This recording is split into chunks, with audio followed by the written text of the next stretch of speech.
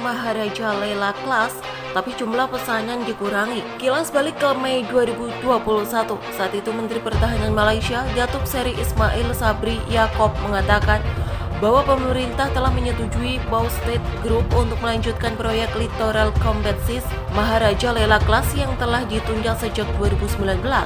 Setelah lama mangkrak, maka pernyataan tersebut menjadi angin segar bagi modernisasi Angkatan Laut Kerajaan Malaysia. Namun, ajang kabar lanjutan dikutip dari New Straits Times, Angkatan Laut Kerajaan Malaysia telah mengkonfirmasi hanya akan menerima 5 unit Maharaja Lela Class, bukan 6 unit seperti yang dipesan pada awalnya.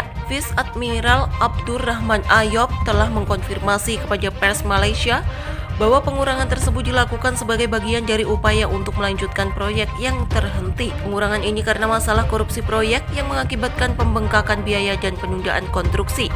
Pengurangan ini akan memungkinkan proyek dapat diselesaikan sambil memenuhi anggaran yang telah direvisi.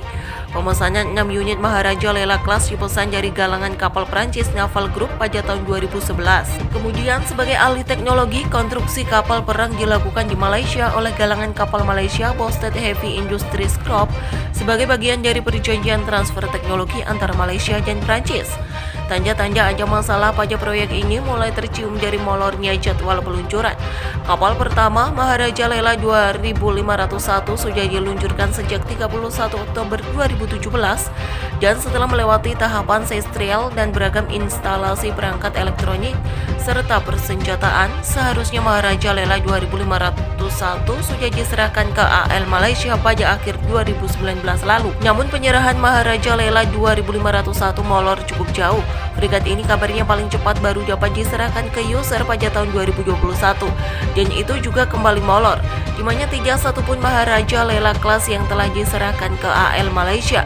Dari 6 unit yang dipesan, fregat yang dibangun dari basis korvet Gowin Class ini telah diluncurkan 1 unit Maharaja Lela 2501, sementara 3 lainnya Syarif Masahor 2502, Raja Mahadi 2503, dan Masaleh 2504 sempat ke fase produksi, meski akhirnya ikut berstatus mangkrak. Dengan basis korvet Gowin 2500 kelas, AL Malaysia dan Naval Group mengembangkan jenis kapal baru yang konsep awalnya disebut Second Generation Patrol Vessel atau Littoral Combat Ships dibandingkan korvet Gowin 2500 kelas. Maharaja Lela Class punya bobot lebih besar, yaitu 3.100 ton dengan panjang 111 meter.